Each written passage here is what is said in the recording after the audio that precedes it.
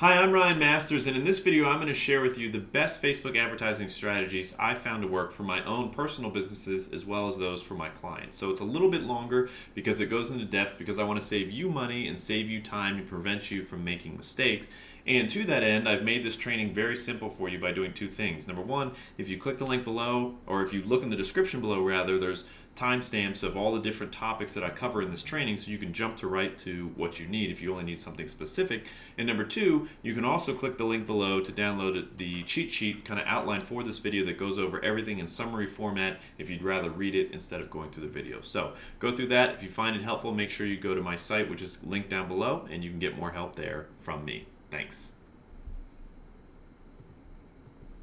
The philosophy I take for any pay-per-click platform is always the lean agile approach. And what we're doing is, like, we want to find what works very quickly, turn off what doesn't, and allocate resources. In this case, resources would be budget and also your time / effort to the things that are working. Because if you start, whatever you start, there's going to be a few things that work, and there's going to be a lot of things that are either kind of working or not working. And instead of trying to optimize them all and make them all work, just turn off the stuff that isn't working and focus everything on what is, scale that up, and then circle back to what was kind of working. Okay, that way you've built a cash flow and you have a baseline to get you going. And this also reduces the variables. So we don't want to be setting up like millions of things and having to track tons of stuff, because now it's way too complex and you're not gonna end up doing it. So the key, whether we're on Facebook, YouTube, direct mail, phone sales, whatever, the key is you have to deliver to get someone to purchase your products or service. Is you have to deliver the right message to the right person at the right time. And time doesn't mean like 5:00 p.m. Time means where they are in the buying cycle, how aware they are of the particular problem they're having, how much of a pain point it is.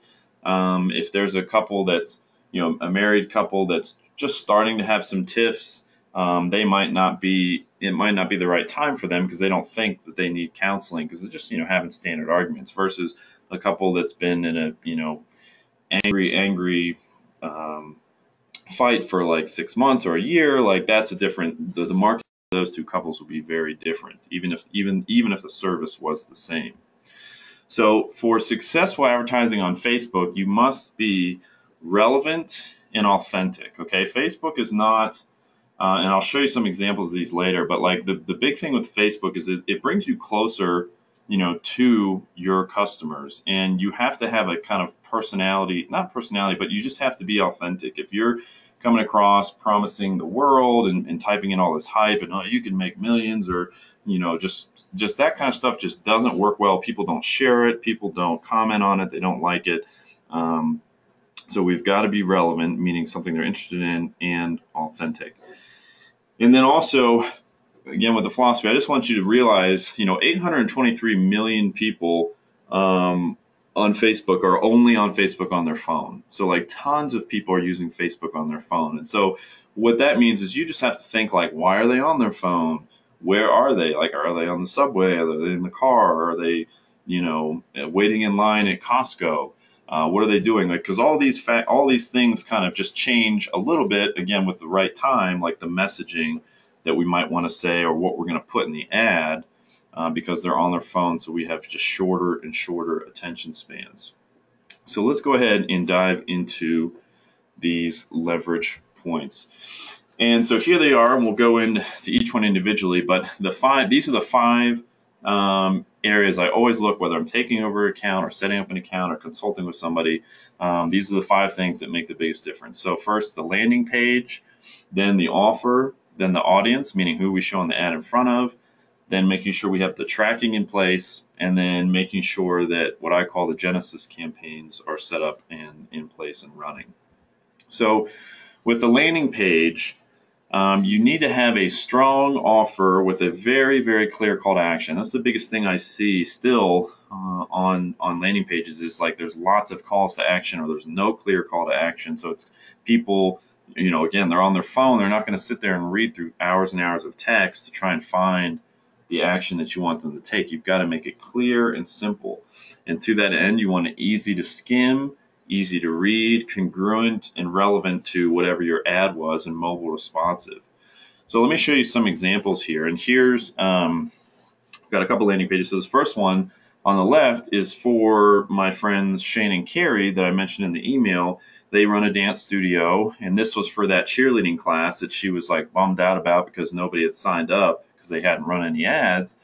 And so we, put together this little quick landing page on their website, and you can see, there's nothing fancy to it, but you can also see, especially if you stand up and were to walk back a couple inches from your screen, you can see what the next action is that we want them to take, right? That's the call to action, reserve your spot.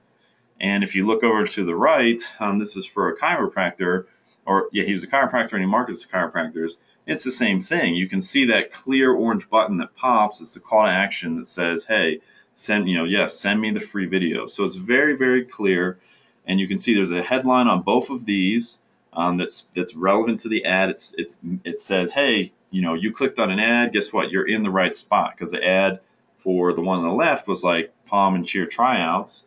And here it says, your school's pom, cheer, and dance team. So it's not even about having fancy copywriting or sales messages. It's just about confirming, hey, yes, you are in the right spot with this headline. And then here's a clear call to action. Then we've got two more landing pages here. So on the left-hand side is one of Perry's landing pages, and the same thing. You can see, clear headline, clear call to action with that orange button, a cool little picture of kind of what they're getting, which is a great way to give away reports or lead magnets. And on the right is my buddy Aaron, who this is for e-commerce. So if you have an e-commerce business, like here's a very simple. Now I would argue you could probably put some description. Well, I guess below there's a description, but you can see there's the image of the product, the price, and the add to cart. Now, if I would prefer, Aaron, on that page that add to cart button was orange, because that would make it pop. You can see how your eye kind of draws almost to the play video, and that's not what we want here. We want them to add it to the cart. So we want that clear call to action. So that's the first thing, because if you're sending traffic, no matter how great the traffic is, to a landing page that doesn't have these elements, clear headline, clear call to action, some clear copy that explains the benefit of taking whatever action you want them to take, like it doesn't matter. They're not gonna do it, and you're gonna waste your money. The second leverage point is the offer, and this goes into, remember, right message, right person, right time. And this little diagram here covers the time and the message part. This is from Digital Marketer, which is a really cool blog on and company on internet marketing.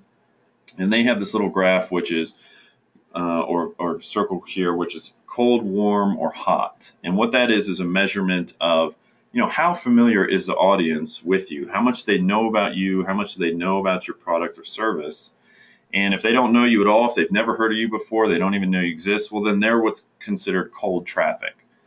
That's cold traffic. If they've been to your site maybe once or twice, they haven't opted in for anything, they haven't bought anything, but maybe they've read some blog posts or some videos or some information about you, then they're considered warm traffic. If somebody's opted in and they purchase one thing, or they've taken a lot of action on your site, they spend, they view 3+ pages or 90 seconds or more, then that could be considered hot traffic.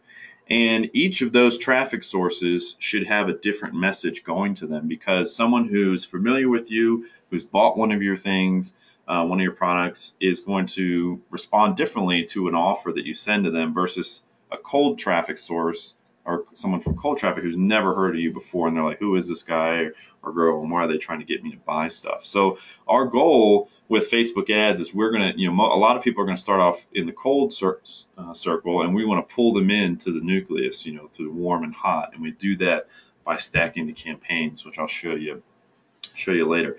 And here's that the same temperature. Again, right message, right audience, right time. We've got cold on the left, and these are just some examples that they're giving of offers. So for cold traffic, you can run ads to blog posts, videos, podcasts, case studies, quizzes, surveys, or a lead magnet. Like a lead magnet is what like Perry's landing page was, which was this here. Here's a lead magnet, get the free 80/20 email toolkit. And then for warm traffic, you can, that people are familiar, you can start to, give them a low front end offer, maybe a free trial or product demo. If it's a software, you can give them a plugin or upsell. You can also do events. And then for hot traffic, that's where you can really drive them to, paid webinar or a high dollar offer or a high dollar service. So it's just a different way for you to think about approaching your traffic and getting traffic from Facebook versus, I'm just going to say the same thing to everybody because, they're all interested. And it's like, well, not quite the case. Also with Facebook ads, going back to relevance and authenticity, is like you don't want to be fake, stock, or vague in your ad. So it's like, look at this ad, and it's like, our white label team works tirelessly to take your SEO results to new heights. And it's like, what does that even mean? Like, what are new heights? Like, that's not even like, it's such platitudes and generalities. It's just like nobody, and you can see like only 47 likes. Only 5 comments, a sad face, like, and it's a picture of a chick in a superhero outfit. Not even, and the headline, "Your SEO superheroes." Like, what? That is not conversational. It's not relevant. It is a terrible ad, and it's just an example of what you don't want to do.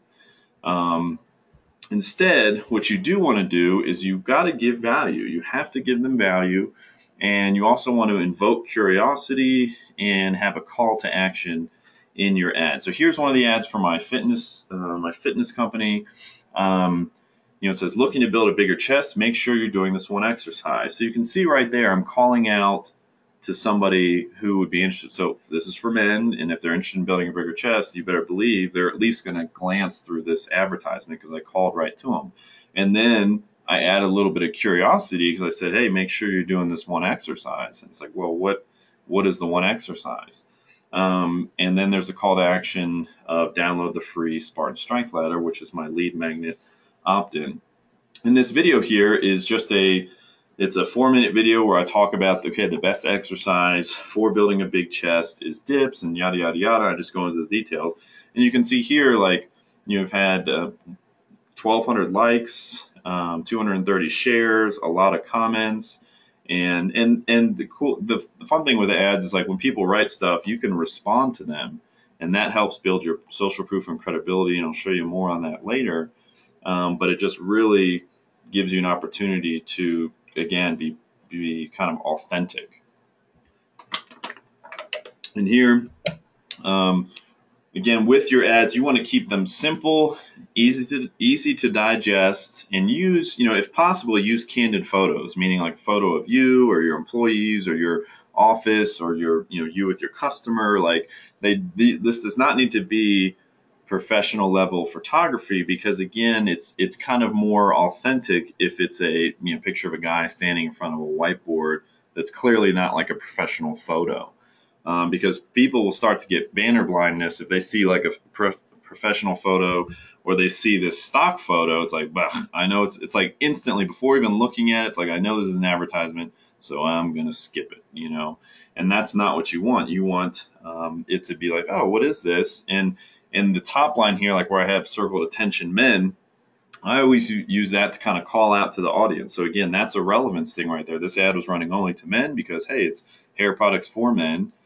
And so it's like, attention men. Okay, what? Do you want great looking hair without the fuss? So again, we're not saying like, do you want like millions of girls following you, around the internet or something, or around because your hair looks so good. No, like it's not authentic.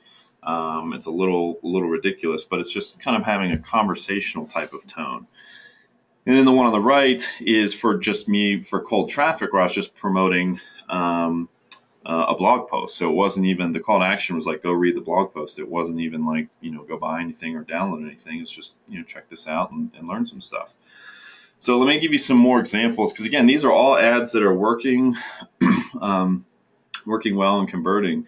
On the left here is a guy who, one of my singing instructors, he teaches some pop workshops in New York City. So we are targeting moms who like, I don't know, all kinds of like pop and musical schools, and who have children. And that's the advertisement right there. And you can see, again, very simple question that's going to call out the right people. It says, hey, does your child love to sing, dance, and act? And if someone looking at that ad doesn't have a child, then of course they're not even going to read it. If someone does and they do like to sing or dance or act or all of that, well, then they're going to keep reading and go further down the slope and hopefully sign up for the workshop.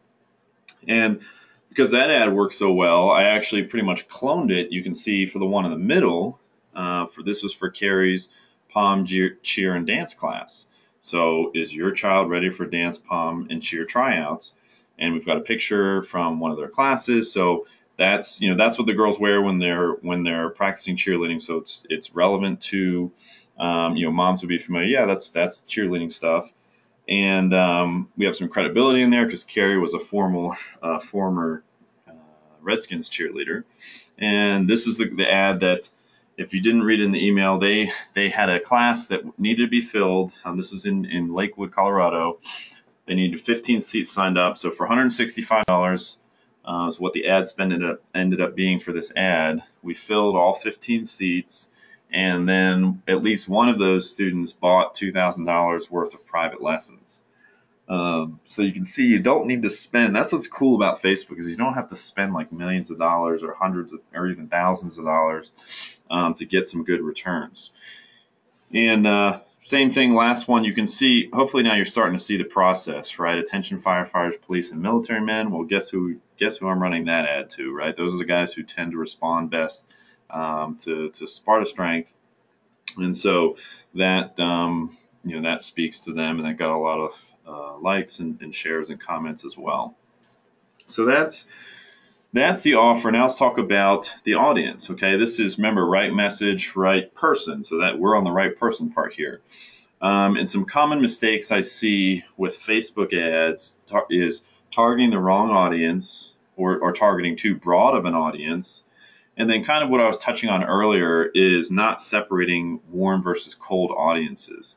So people who've never heard of you should be getting a different message, a different advertisement than people who are familiar with you or have engaged with you in some way. And really your budget should be spent more on the warm traffic because they're going to be more likely to convert. And you have a smaller budget. That's the goal of that, is turning the cold traffic into warm traffic, and then that warm traffic converts. So with Facebook audience targeting, what we want to do is what I call layer stacking. And let me just kind of give you an example. A bad audience would be, okay, like my product or service is for men 25 to 45 years old. Okay, that may be true, but we need to go at least 2 to 3 more layers deeper, because that's just going to get us a big group of men that most of them are not interested in your stuff, and we don't want to be showing ads to them because that's going to hurt your relevance score. So instead, we want to use what I call layers. So layer 1 is customer clones. I'll explain that a little bit later. But layer 2, so men 25 to 45. Now, layer 3 is where they live. Maybe it's just within a 20-mile radius of your local business, a 20-mile radius. Or if you know your best states are New York, Texas, and California, then you only run ads to men in those states. And then the fourth layer could be profession. So men who are 25 to 45 who live in Texas, California, and New York, and who are investment bankers. Okay, now, see, you can picture that guy right there, because I just gave you, instead of me saying men 25 to 45, like, man, you can't really, I mean, you obviously can picture what that is, but it's not clear. But when I say men in Texas who are 25 to 45 and investment bankers, now all of a sudden, like, you're dialed in, you know how to speak the language, kind of what's going to be relevant to them, and Facebook can go find them a lot easier too. So that's really, really the secret to success with making Facebook ads work, is stacking these layers. And so here's a screenshot of Sparta Strength. And you can see all the layers I have stacked here. So it's lookalikes, which I'll explain that later, but that's the first layer. Then I've stacked another layer of the best states. So these are the states that I found after looking at my customers. Majority of my customers come from these states. So it's like, all right, stop advertising in the other states. Remember way back in the beginning when I said find what works and put the budget to that and just cut out what isn't working. Later on, when you have a surplus budget, then you can go, try and make what wasn't working work. But here, so layer 2 here is the geography. Layer 3 is age, 24 to 50. We also have gender, so it's just men. And then the final layer is they need to be military, protective service, or veterans. So military, firefighter, and police, like that's profession. So stacking these on is what got me, I don't think I have an example, but is where I'm getting like 50 cents, 50 cents an email for an opt-in with using this targeting. And it's the same process I use, for other client, like I can't show you client stuff in here, but I'm more than happy to show my stuff, which I use the same strategies. So that's the audience. Now real quick, number 4 is tracking. And we do not want to do any guessing. There should be no guessing about, hey, I'm spending money on Facebook ads or even AdWords or YouTube or whatever. Like, is it working? Like, we should have a clear answer of either if something's working or if we're just getting started and it's not working, it's research and development. So we're figuring out, okay, why isn't it working? But at least we're tracking it and knowing about it. And Peter Drucker, has the famous quote, what gets measured gets managed. And, more importantly, it gets optimized. Because out of the gate, your Facebook campaigns may not like crush it first day. You still have to do a little bit of tweaking, but we need that tracking pixel, which is called here the Facebook pixel, installed so that we know what's going on. Now, I'm not going to cover, like you can Google how to install a Facebook pixel. That's not the point here, but the point is you need to have the Facebook pixel, which is their tracking script on every single page of your website, and you want to set up custom conversions. So you can see here, just as an example, so you understand, this is a conversion I set up. It's an opt-in. So for guys who opt into my lead magnet, Facebook will tell me anytime somebody clicked on an ad and opted into my lead magnet. And then I have a sale for anyone who purchases the fitness program. Facebook will tell me that too. And that helps me manage and optimize the campaigns based on those goals. And then with the Facebook pixel also lets you do remarketing. So you can say, okay, people who visited my site in the past 4 days or in the past 8 days or the past 60 days, I want to create an audience bucket of those people. And guess what those people are? That's warm traffic because they've already visited your site. They're familiar with you. And if you're getting lots of organic traffic now, meaning if you've got people coming to your website without any Facebook ads or you're running Google AdWords, like we definitely want to have the Facebook pixel installed and set up this remarketing because that's warm traffic that we can get in front of and keep testing different offers. So the last leverage point is what I call the 3 Genesis campaigns, right? So like in the beginning, because you want to start with these and really you just repeat this process of these 3 campaigns for each product and or service you want to advertise. And the reason I follow this way, again, going back to the philosophy, is like, hey, can we get traction here first? Because I'm all about getting quick wins and traction because that's going to increase motivation, buy-in if you have multiple stakeholders. So people see, hey, this is working, like we can invest more money in it. And by keeping it simple, this limits the variables to reduce, complexity and shortens the learning cycle. So we're not spending like, 2 hours a day just trying to learn and tinker inside of Facebook and how does all this stuff work and what do these buttons do? Like that's a good way to like drive yourself crazy. And I'm assuming as a business owner and or marketer, like you don't really have exactly time. And even if you did have the time, you probably wouldn't want to be spending it doing that.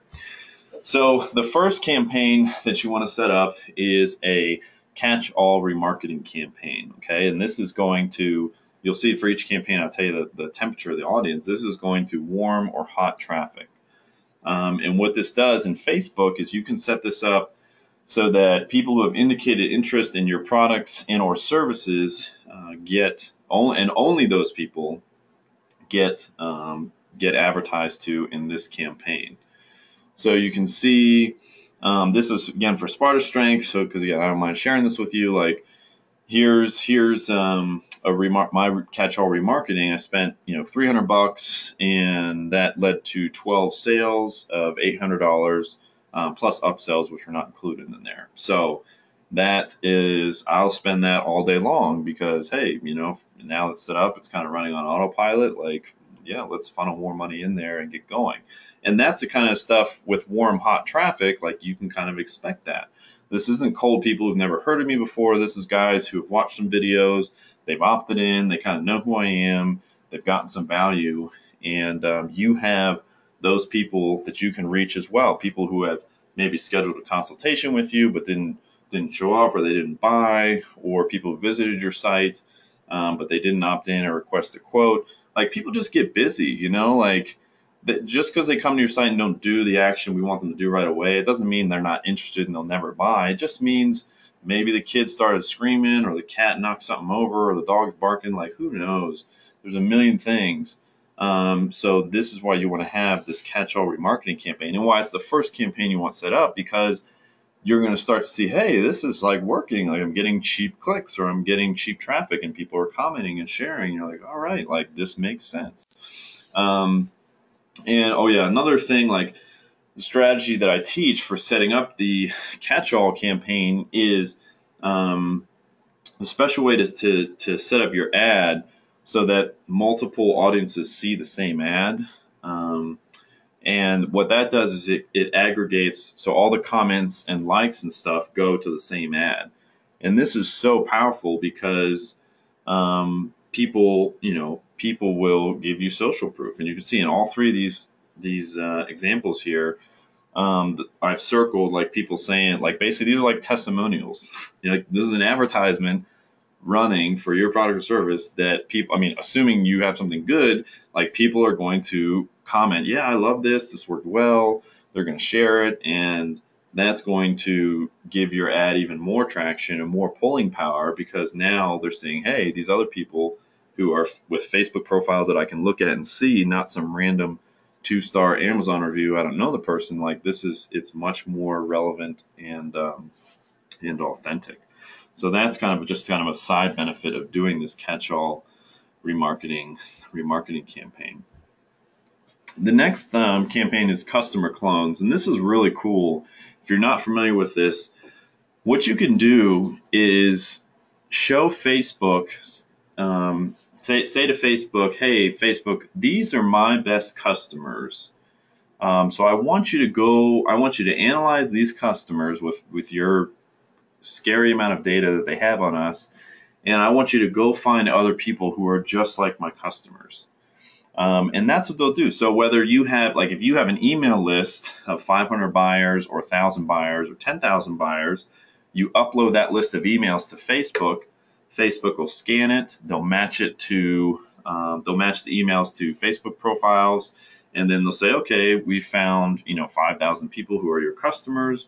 Now we're going to run our algorithm and see stuff about them, and then go find other people who have that same stuff. So maybe they find, okay, most of these customers all like classic rock, and they all are married, and they're all in this age range. Well, they'll go find a whole bunch more other people just like that, and these campaigns do really, really well. It also doesn't have to be email lists. Like, what if I don't have a bunch of emails of customers? Well, you can do lookalike audience of people who like your page. If you have a lot of people who've liked your Facebook page, Facebook can do a customer clone or lookalike audience of that. Or you can do a customer clone / lookalike audience of people who visited your website. So if you have a lot of people visiting your website, or visiting, like, maybe a particular page of the website, they can clone that. So super, super powerful. Google has something similar, but it's just nowhere near as accurate or effective as Facebook. And then the last Genesis campaign is what I call the discovery campaign. And this is, also, so the last one was cold traffic, because it's clones of customers, people who look like customers, but they've never heard of you before. And this one's cold traffic as well. This is people who've never heard of you. And this is where you do that layer stacking targeting I was mentioning earlier. And these are the best layers I've found to use to stack, which is age, gender, geography, where they live, interests, and marital status, and their behaviors. And so if you're thinking, okay, well, what does that mean or how do I use that? Like the best starting place is, again, going back to the philosophy, is finding what works. So let's forget Facebook for a second and just you're in business. So who are your customers now? Like who are your best customers? You should know that. You say, okay, well, like most of my customers are, they're married and most of them are college educated. Like there's going to be two of these layers right here. There's going to be two or three that you'll be able to pull out and say, yeah, most, 60% of my customers, or at least my best customers, like they fall into these three layers, and so you use those as your starting point to go find other people just like them. And so I want to show you just a little. Here's like a little visualization because I'm kind of a visual guy of how these campaigns work together. So you have the customer cleanse campaign, the discovery campaign, which are both of those are cold. That's why they're blue. They're driving traffic to your website, where maybe they'll take the action and become a customer, or if they don't, they fall into, we put them into the catch-all remarketing, and now these are people who are familiar with you, and we run advertisements to them to sign up for your product and or service. Hope you enjoyed that and found that helpful. If you did, make sure you click the like button and subscribe. And if you'd like more help, you can hire me. Go ahead and click the link below to my site and reach out, and I'd be happy to help you. Thanks.